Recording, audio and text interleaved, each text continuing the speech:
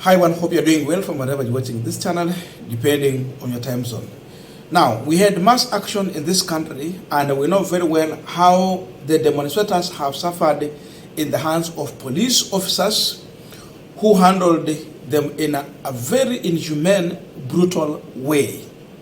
And in as much all this happened, we saw William Ruto as the president coming out to endorse police brutality.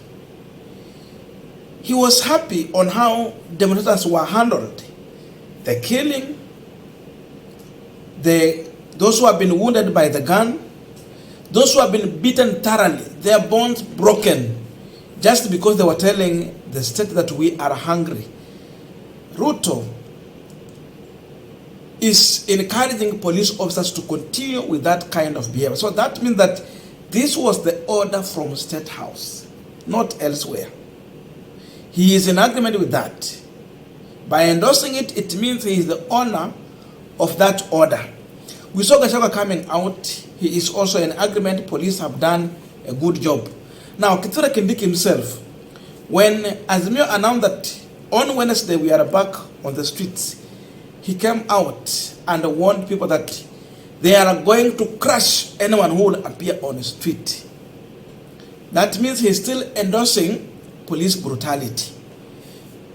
Kimani Ichung'wah, everyone in Kenya Kwanza, they are in agreement with what the police have done. But then, people like Miguna Miguna are coming out with a different narrative from what police are doing, which is a total disagreement with what Ruto and his allies are saying. And this is what Miguna Miguna is saying here in his tweet. The human right violation and atrocity committed against an armed civilian is unacceptable. It doesn't matter whether the victim is supporter, an opponent, or a protester. It definitely doesn't matter the ethnic identity of the victim. Those trying to justify atrocity committed against Luos, whether in Nyanza or Nairobi, have lost their soul. The National Police Service have a duty to protect everyone, including unarmed peaceful protesters. The protesters have no corresponding duty to protect the police as long as protesters are unarmed and peacefully.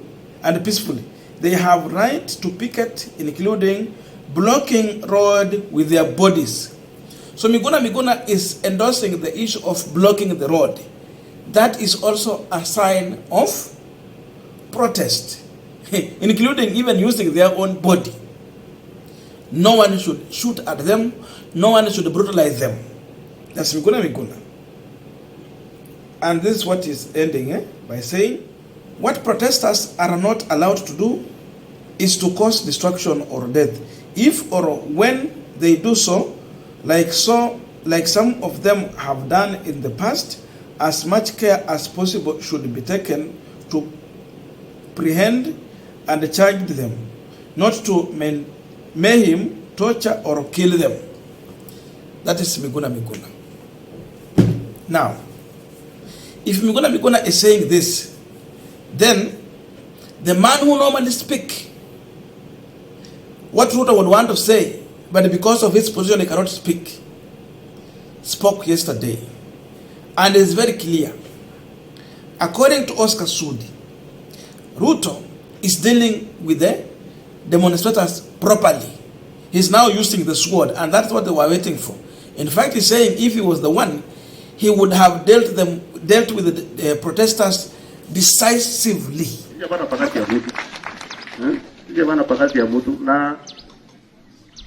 Na watu wa maandamano ni ile tu wako tofauti. Mimi ningekuwa na uwezo ya siku 5 peke yake, ningenyorosha watu. Au taisikia hata mtu mmoja kwa barabara sijui maandamano ya nini. Yaani nataka nishukuru rais. Sasa rais amekuwa rais. Unajua rais alikuwa na ungwana wengine hapo. Lakini sasa ametoa ile sword ikalepewa. Watu wa maandamano wamenyoroshwa. Now, as we continue with this Punchline discussion, just a quick request for those who are watching and you are not subscribed, please consider subscribing. To our returning subscribers, I must say thank you so much, and again to all our viewers, please give this video a thumbs up. Thank you so much, and back to this discussion. Now, there is only one thing Miguna Miguna can do. The only way to go forward, it is to get out of Kenya Kwanza government, period. He cannot survive there as long as he wants to act independently, as long as he wants to endorse what is right and rebuke what is wrong. You cannot stay in Kenya Kwanza and you think you can rebuke them and win. You cannot. By the fact that you are staying in Kenya Kwanza, you endorse some of the things they are doing, then that alone means you are totally endorsing everything they are doing. The only way to do is to get out of Kenya Kwanza, period. Because the man Miguna Miguna has been defending, seemingly he has become the face of brutality. He has become the face of shame in Kenya. He is the man giving order for protesters to be killed by gun.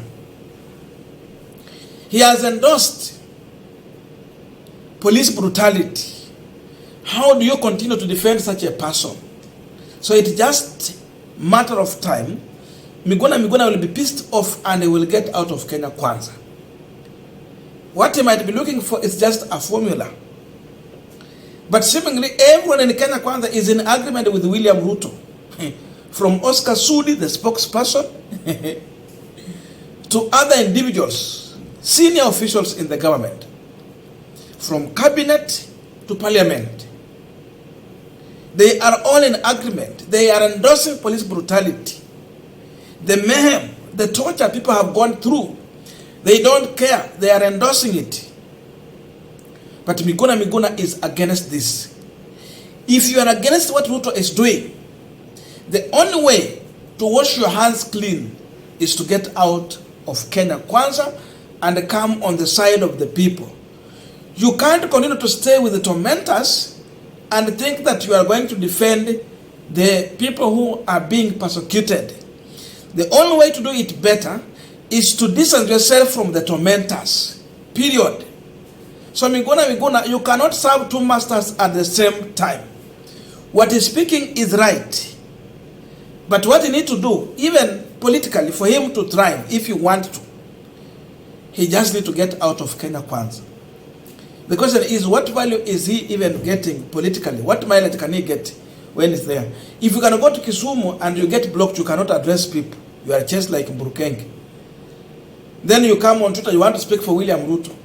Then even in defense of William Ruto, there are many things you don't agree with him. Then which way forward for you? The only way for Miguna Miguna to regain his glory in politics and in his position as far as the issue of human rights is concerned is to distance himself from William Samoei Ruto, so that he can address Ruto when he is on the other side of the people. That is the only way. And seemingly, going by what we are seeing, and even by what Ruto is doing, to an extent of sidelining Miguna Miguna from all his appointment, it is just a matter of time. Miguna will not be on that side. You can't defend Luos when you are on William Ruto's side, because we know our Luo brothers have suffered. They have been targeted when we know that mass action was happening everywhere. Ukienda Ukambani kulikuwa na maandamano makubwa sana. Mlolongo, enda Kitengela, enda Machakos, wote. But ni watu wangapi walipigwa na rungu kwa kiwango ya yenye watu Wanyalendo walipigwa? Go to Kisii, check what happened. Na watu wangapi walipigwa kama watu wa Nyalendo slums walipigwa?